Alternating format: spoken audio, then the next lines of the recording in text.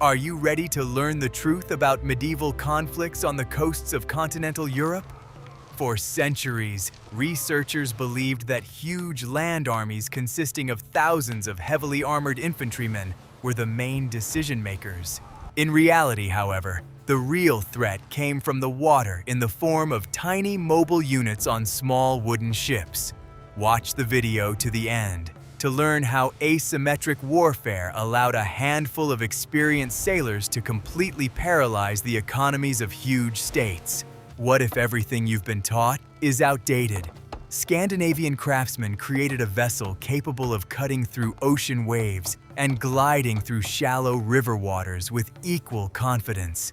The wooden draer did not have a rigid frame in the usual sense of European engineering at the time. The planking was fastened together with strong, elastic materials, giving the hull incredible flexibility during heavy rolling. Oak trunks were carefully selected in the dense forests of the north to create the ideal foundation for the future ship. The wood was split along the grain using wedges, preserving the maximum natural strength of the material. The resulting planks were processed with special axes to the required thickness without the use of a rough crosscut saw.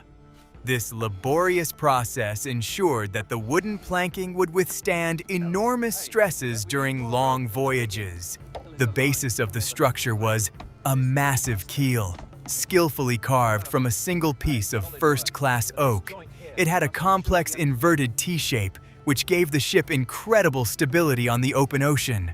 Bulkheads were attached to the massive keel, forming the graceful contours of the narrow hull from bow to stern. It was this precise geometry that allowed the light ship to develop impressive speed when sailing with the wind. The waterproofing of the hull required special attention and the use of unique natural resins. The joints between the planks were carefully caulked with wool mixed with thick pine tar. This thick composition reliably blocked the passage of water, keeping the interior of the ship dry even in heavy seas. The specific smell of wood resin permeated the entire ship, becoming the hallmark of northern sailors. The mast was made from a tall, straight pine tree and installed in a special massive block at the bottom of the hull. Its design allowed the heavy tree to be quickly lowered onto the deck if necessary. This was critically important in strong headwinds or when passing under a low bridge. Raising and lowering the mast required incredible coordination from the small crew.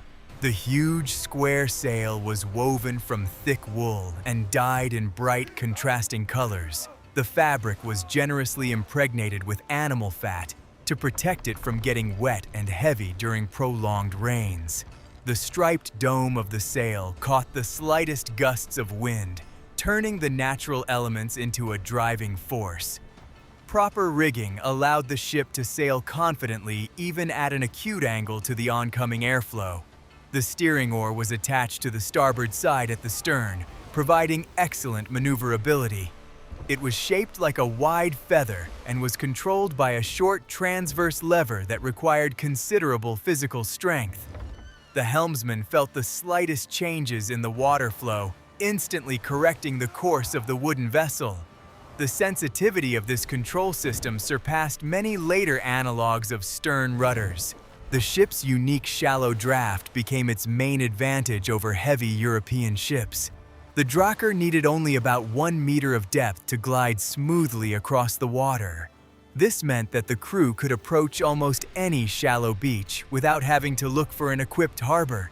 This technical feature completely erased the boundary between safe land and the open sea. The reliability of these ships had been proven by decades of continuous voyages in all directions. Each wooden element worked as part of a unified system, like an integral part of a living organism. We would love to hear your opinion. What do you think about this engineering marvel? Write your thoughts in the comments and be sure to subscribe to our channel. I will reveal the most closely guarded secret of medieval sea voyages. Northern sailors never followed the rules of diplomacy accepted at the courts of continental rulers. Their ships appeared out of the morning mist completely silently, giving the local guards no time to prepare. The absence of heavy armor allowed warriors to instantly jump ashore right into the cold surf.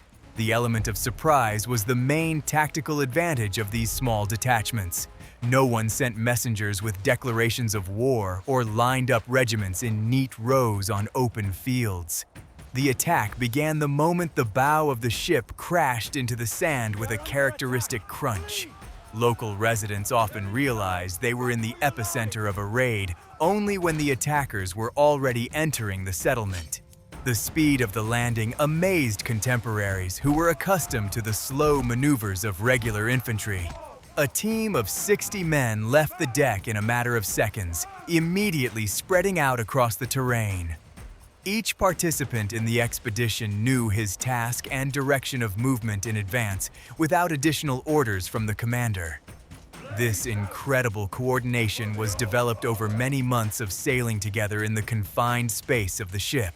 They always chose the most vulnerable and unprepared places to attack.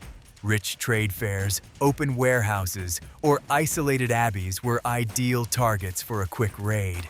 The defenders of such objects usually consisted of a small number of local guards, unable to offer serious resistance to experienced fighters.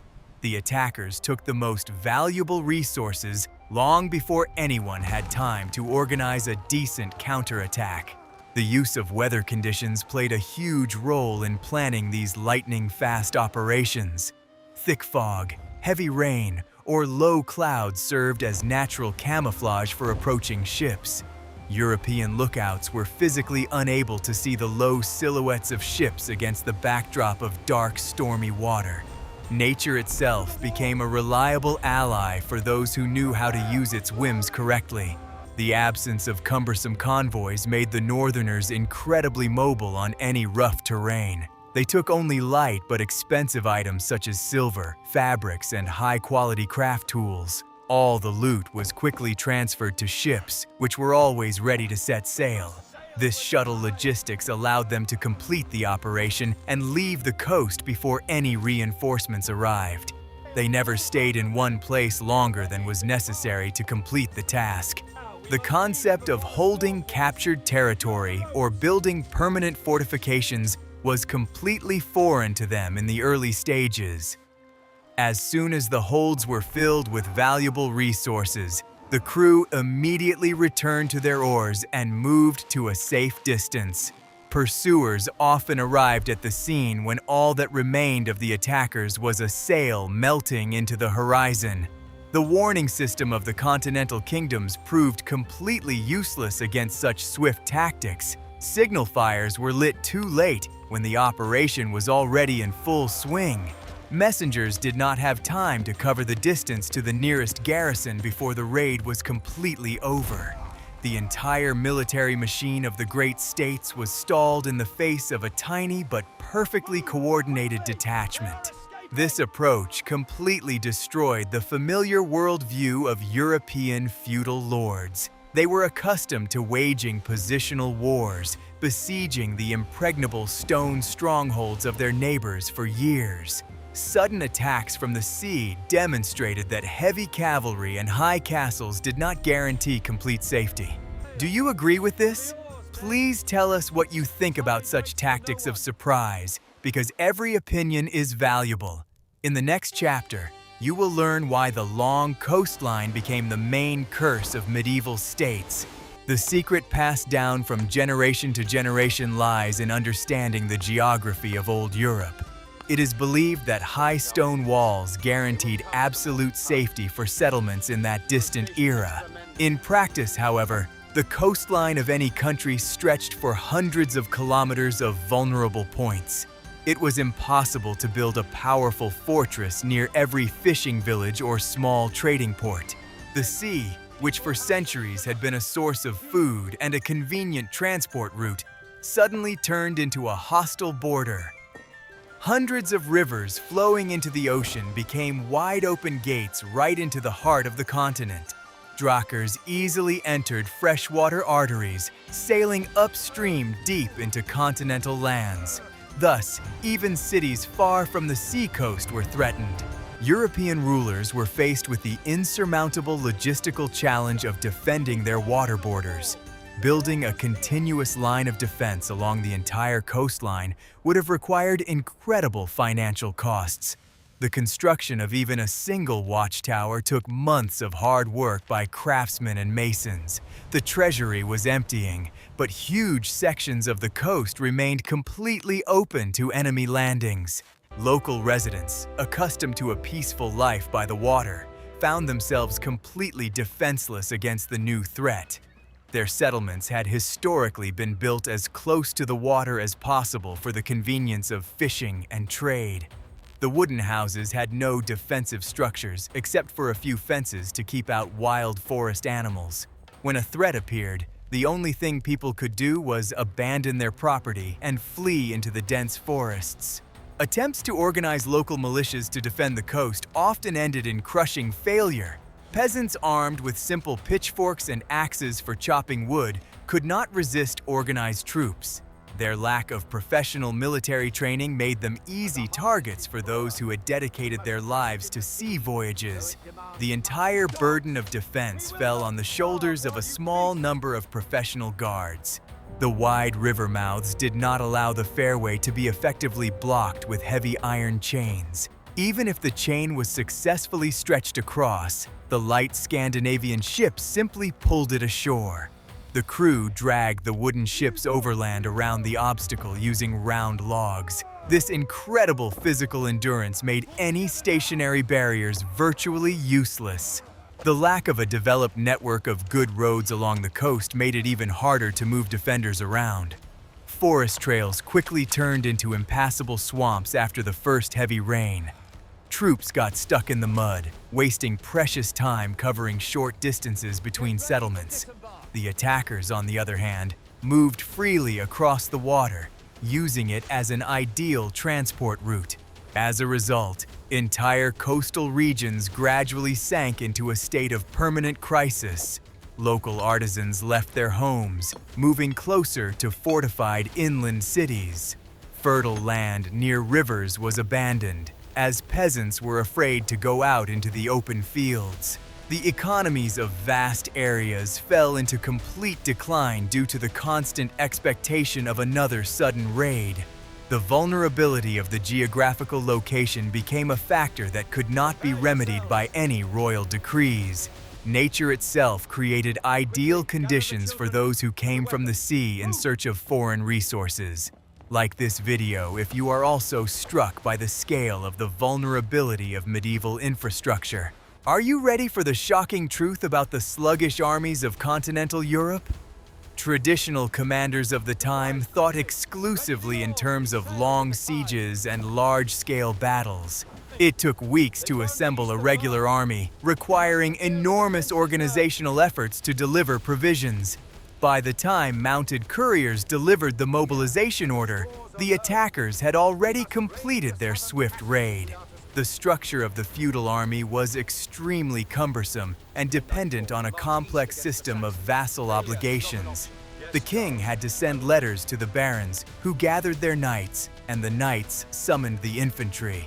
This multi-level hierarchy worked well only for pre-planned campaigns. It was completely unsuitable for responding quickly to sudden threats from the sea. The army on the march was a slow column, burdened with heavy baggage. Wagons with food, fodder for horses, and blacksmithing equipment moved at the speed of a walking ox. Such a procession could cover no more than 15 kilometers in one long daylight hour. A draer could cover several times that distance on water in the same amount of time. The problem of supplying huge masses of people became critical on the second day of the march. The soldiers needed tons of grain, and the horses needed fresh grass and clean water.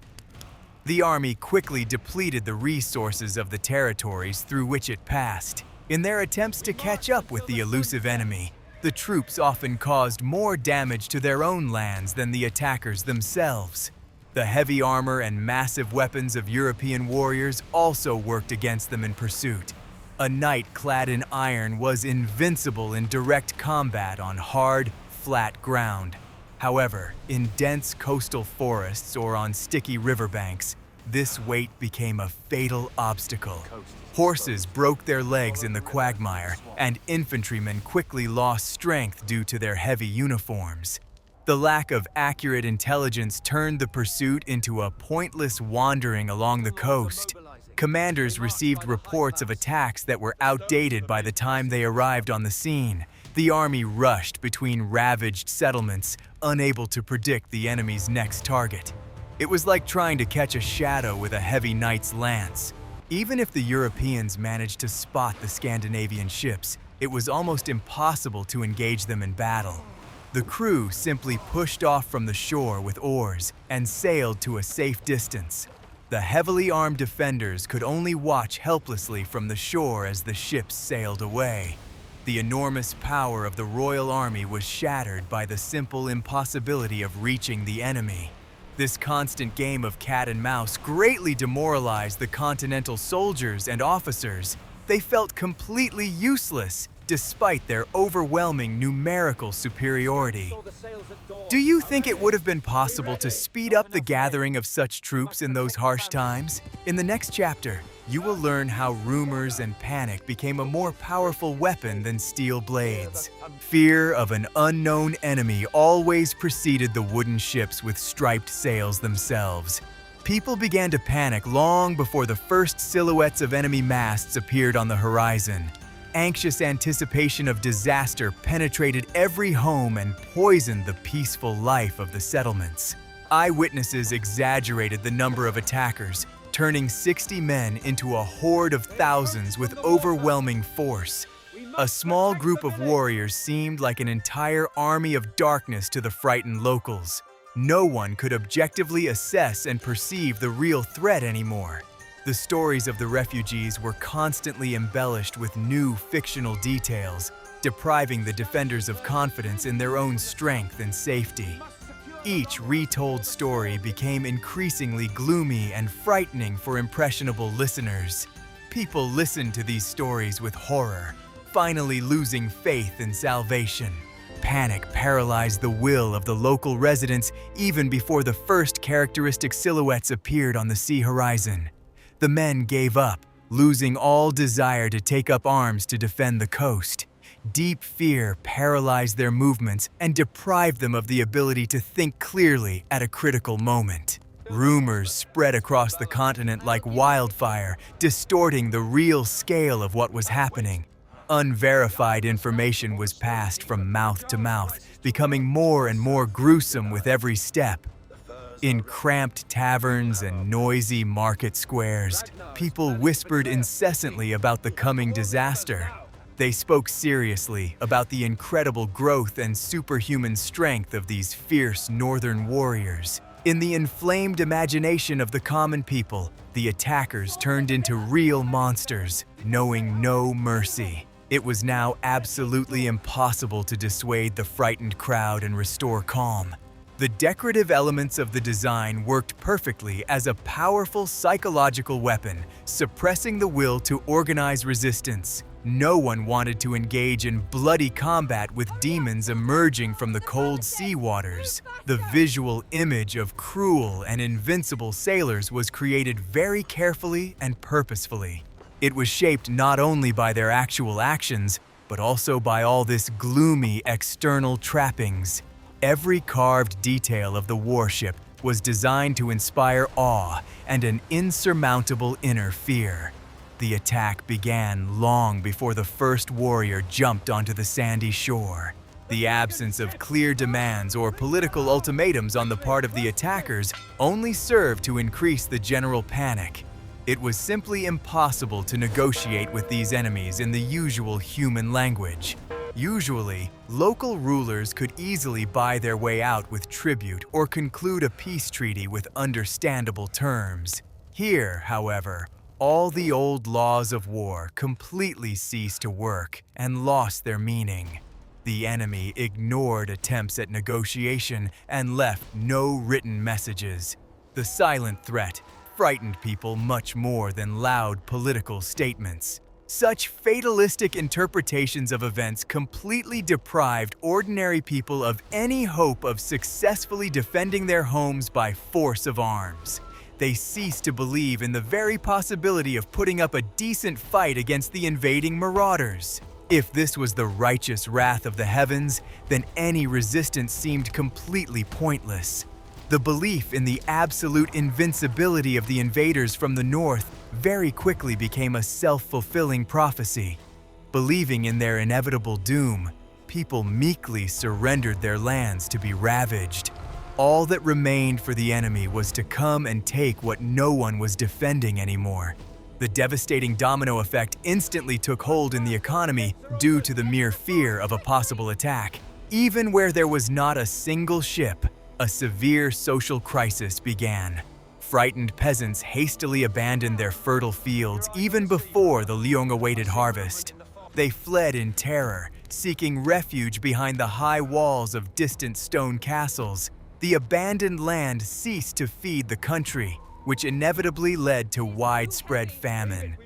Ordinary fear deprived people of food faster than fire in the fields would have done.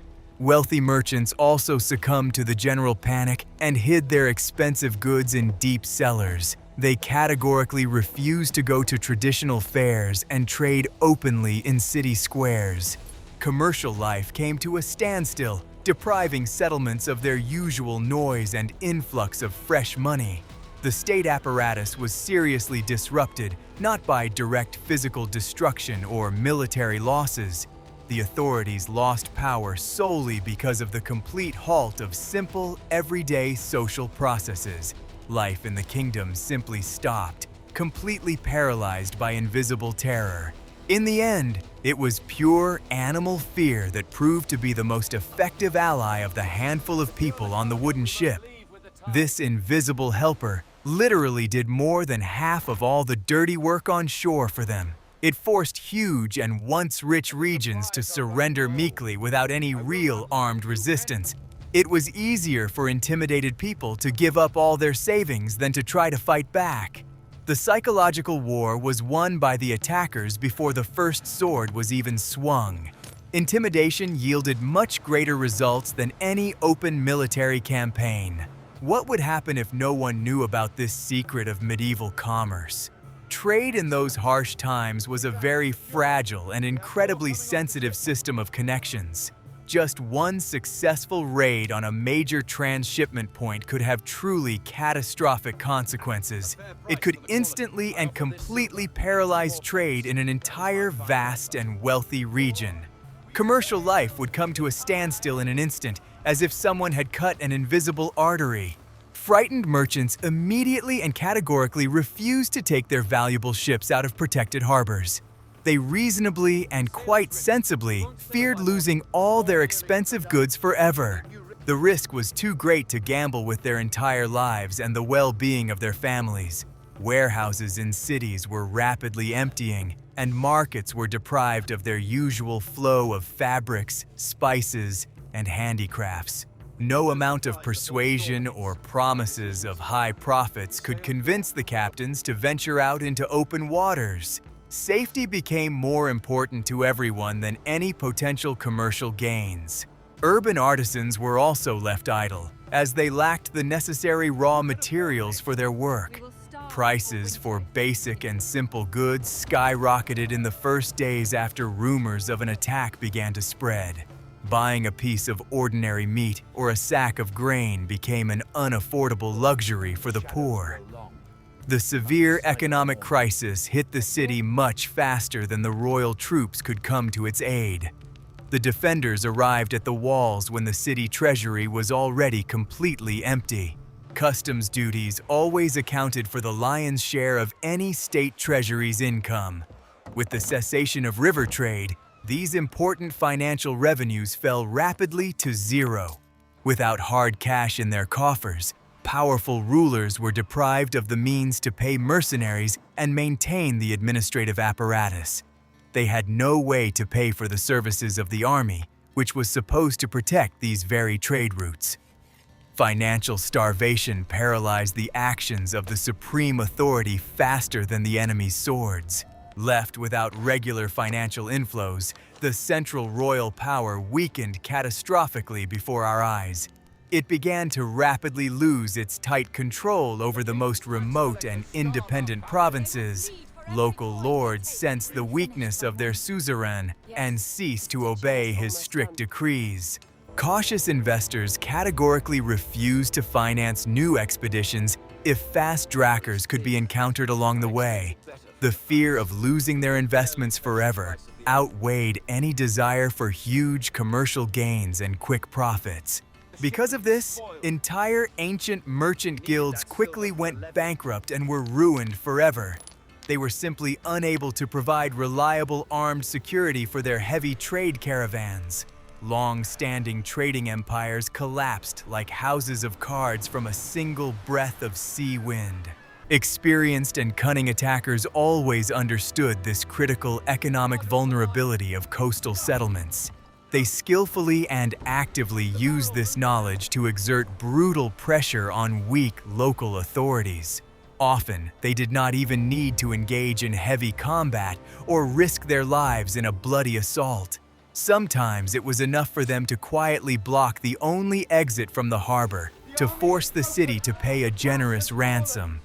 This silent threat alone was enough to bring a huge trading hub to its knees. In essence, these audacious actions were pure and simple economic blackmail. However, this blackmail was backed up by real military force and proven effectiveness. Driven into a corner, the city authorities saw no other option but to agree to these harsh terms. Large trading cities surrendered huge sums of silver without resistance simply for the opportunity to continue their business unhindered. They paid crazy money just so their ships could leave port again. Overall technological development in vulnerable coastal areas was artificially and severely slowed down. This was due to a severe and constant shortage of the resources most necessary for normal operation. Society seemed to be taking a step backward, deprived of access to advanced materials and foreign technologies. The overall economic damage from such production downtime exceeded the cost of the stolen property many times over. The indirect financial losses of the cities were simply astronomical and could not be accurately calculated. It took many long and difficult years to restore normal and customary trade. This process began only after the fearsome northern ships finally left the shores. The merchants lost confidence in the safety of the routes, returned extremely slowly, requiring additional guarantees from the rulers. Without reliable protection from the army, no merchant agreed to put his ship back in the water. The economy recovered painfully slowly, resembling a seriously ill person after a fever. Do you agree that trade is always the first to suffer in times of instability? In the next chapter, you will learn why the economic blow completely supplanted the idea of territorial conquests in the minds of Northerners. Traditional conflicts of that era were fought primarily for the purpose of adding new lands to the suzerain's possessions. The Northerners, on the other hand, initially had no desire to hold on to the cities they had captured or to establish permanent garrisons there. Their goal was specific material values, high-quality silver, precious fabrics, and rare tools. Once they got what they wanted, they quickly left the continent, not burdening themselves with the administration of foreign territories. Holding a castle or city required enormous resources, regular supplies, and a large number of people. 60 men on a wooden ship were physically incapable of controlling even one large European settlement. Their tactics were based on quickly seizing resources and returning to their home ports with minimal risk. This transformed war from a political tool into a purely commercial, albeit brutal, enterprise. Silver was valued above all else, becoming the main measure of success for any overseas expedition. Heavy coins and jewelry could easily be stored in the hold, taking up little space but representing enormous value. These resources were then invested in the construction of new ships or the purchase of agricultural land in the homeland. In this way, the riches of the continent directly contributed to the development of the economies of the northern regions. The seizure of craft tools dealt a hidden but incredibly painful blow to the potential of European cities. Having lost anvils, high-quality hammers, and looms, local production was set back decades. The attackers, on the other hand, received ready-made technologies, which they actively introduced into their own settlements. There was a forced transfer of technology and means of production in a unilateral manner. Even the seizure of food was purely utilitarian in nature, intended to replenish the crew's supplies. Grain, dried meat, and malt beverages were taken in exactly the quantities needed for the return journey. The ships did not turn into floating elevators, as overloading threatened to reduce speed and maneuverability. A rational approach to logistics prevailed over the desire to take absolutely everything they found. The rejection of territorial claims baffled European monarchs who were accustomed to classical geopolitics. They did not understand how to negotiate with those who did not need new titles or land grants. It was impossible to conclude a dynastic marriage or offer a vassal oath in exchange for peace. The enemy operated in a completely different coordinate system, inaccessible to the understanding of a medieval diplomat. This approach allowed the attackers to maintain the initiative for many decades without exhausting their own forces. They did not get bogged down in long guerrilla wars on foreign territory and did not waste resources on occupation. Each expedition was a separate profitable project with a clear beginning and an understandable end. This strategy made them incredibly effective in conditions of limited human resources. The economic damage was much more devastating than the change of the ruling dynasty as a result of a classic war. The extraction of silver led to inflation and the impoverishment of the population in previously prosperous regions. States lost their financial stability, plunging into internal strife and civil war. One small boat caused a deep economic crisis in huge continental powers. The ability to move faster than any other form of transport known at the time radically changed the rules of warfare. Oars allowed maneuvering in narrow river channels completely independently of wind direction or strength. Light wooden hulls could be quickly dragged overland between neighboring waterways if necessary. This made even settlements far from the seacoast vulnerable to attack. The draer was not just a means of transporting infantry to the battlefield, but a fully fledged mobile base. On board, warriors rested, ate, and repaired their equipment between landings. The ship replaced the fortified camp that land armies had to rebuild every evening. This autonomy allowed the detachment to remain in enemy territory for weeks without logistical support. The lack of rigid ties to roads gave the Northerners incredible freedom of tactical maneuver. If one river route proved too well defended, they simply turned the ship in another direction. They chose routes that European cartographers did not even know existed. Their knowledge of currents and shoals turned any body of water into their personal transport network. The speed of rowing allowed them to catch up with any overloaded merchant ship or escape from a massive pursuit. The synchronized work of dozens of rowers accelerated the light wooden hull to impressive speeds. This rhythm was maintained for long hours thanks to the excellent physical condition of the crew. Mobility became their main defense, replacing heavy shields and thick stone walls. They used rivers as high-speed highways to penetrate the heart of continental powers. Bridges, which were supposed to serve as barriers, were often simply bypassed by dragging the ships along the shore. If the bridge was high enough, the mast was quickly lowered and the ship slipped under the arches. No engineering structure could stop this relentless forward movement. Even in winter, when navigation traditionally ceased, mobility did not lose its importance. If ships froze into the ice, they served as reliable winter camps, turning into wooden forts. The crew continued to make short forays on skates or skis, remaining elusive to heavy cavalry. Seasonality ceased to be a reliable defense for European settlements.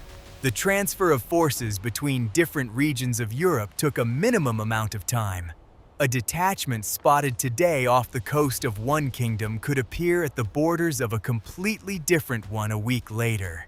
This unpredictability forced rulers to keep their troops on constant alert along the entire coast. A single movement of a ship at sea hampered the actions of thousands of soldiers on land. Mobility became a strategic weapon in its own right, unparalleled in that era. It leveled the playing field, allowing a small force to dictate terms to giant armies. A ship's plank became a more important argument in a dispute than the finest forged sword. This speed changed the landscape of European security forever. Rulers spent enormous sums from the royal treasury on building bridges and coastal stone fortifications. Heavy forged chains were stretched across large rivers to block the passage of uninvited wooden ships. However, these costly stationary barriers were easily circumvented thanks to the remarkable ingenuity of Scandinavian sailors. The enormous resources invested in defense often yielded no practical results, only draining the weak economy. The construction of a single guard fort at the mouth of a river consumed the budget of an entire province for several years. It was necessary to hire the best engineers, pay for the labor of thousands of workers, and provide a permanent garrison with provisions. The attackers simply assessed the strength of the new fortress and passed by, choosing a more accessible and defenseless target. The expensive stone monster stood alone, failing to fulfill its intended function. Attempts to create a fleet to intercept the drakkers also ended in complete financial failure. European ships were built to be heavy and unwieldy, designed to carry large volumes of cargo. They were physically unable to compete in speed and maneuverability with the light northern vessels. Huge sums of money were spent on building floating fortresses that could not catch up with their nimble opponents. Maintaining regular patrols along the coastline drained the last juices from local taxpayers. Horsemen were forced to stand guard around the clock on cold, windswept beaches, waiting for the unknown. Horses grew tired, equipment deteriorated from the salty air, and morale steadily declined to critical levels. The cost of such passive defense far exceeded the damage from the potential looting of a single small village. Paying regular tribute often seemed a more economically viable solution than maintaining a useless army. Kings collected hundreds of kilograms of silver to buy off the threat for at least one season. These payments were given a special name and placed a heavy burden on the shoulders of ordinary craftsmen and farmers. The state was effectively financing those from whom it was supposed to protect its subjects.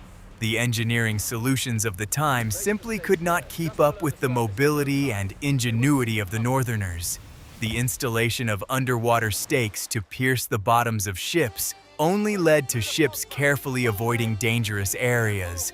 The crew could easily read changes in the water current, noticing any man-made traps hidden beneath the surface.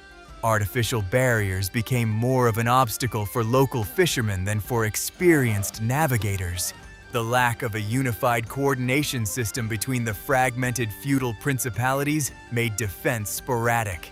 Having fortified his section of the coast, the Baron left the lands of his closest neighbor on the continent completely open. The attackers exploited these gaps, taking advantage of the disunity of the European political system. Huge sums of money were wasted because of the rulers' unwillingness to combine their defensive efforts.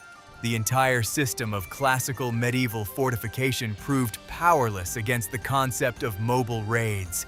Stationary defenses did not work against an enemy that had no intention of storming walls or holding strongholds. It was a crisis of military thinking that required a complete rethinking of the principles of national security. But before this fact was realized, the continent had to endure many more difficult decades. The conflict between a tiny mobile force and a cumbersome state machine became a textbook example of asymmetric warfare. 60 men on a single wooden ship could easily paralyze the actions of an entire regular army of a European kingdom.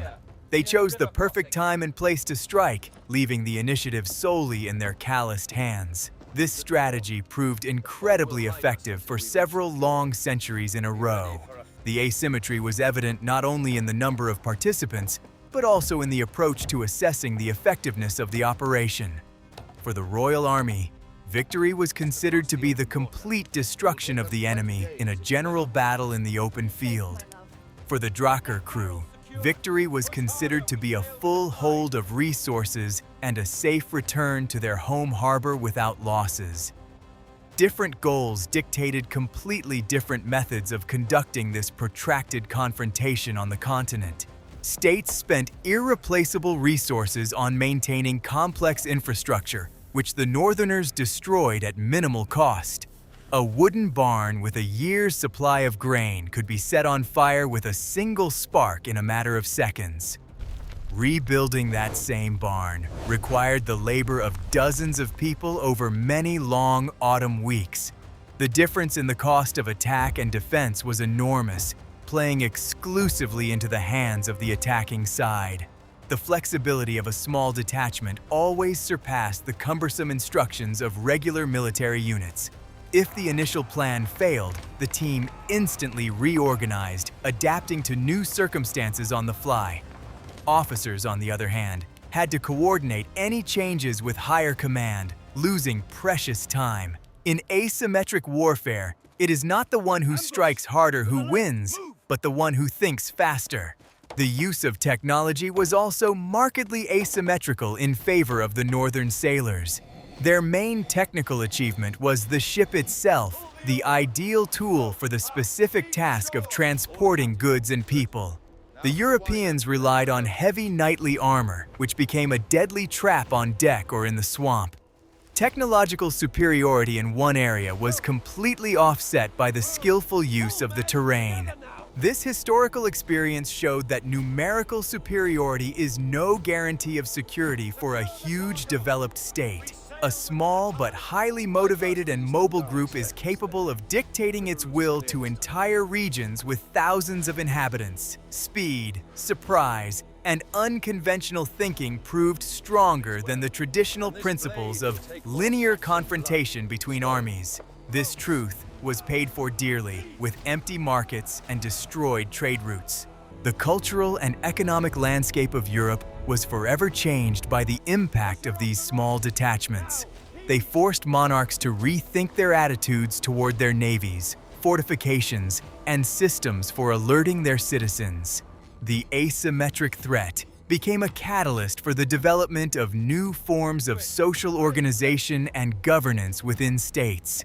The influence of 60 men from a single ship spread far beyond their immediate physical actions. Ultimately, this chapter of history teaches us to understand the true nature of unconventional tactical decisions. It shows that innovations in logistics and mobility often outweigh brute physical force. Success is measured not by the number of soldiers in the ranks, but by the ability to apply the right tool in the right place. And the wooden ship with a striped sail became the most perfect tool of its harsh era. We have seen how mobility, speed, and the element of surprise completely changed the balance of power in medieval Europe. A tiny squadron on a wooden ship was able to prove that asymmetric tactics can paralyze giant state machines. Write in the comments what topics you would like to see in future historical videos on our channel. Be sure to subscribe so you don't miss new, in-depth dives into the mysteries and strategies of the past.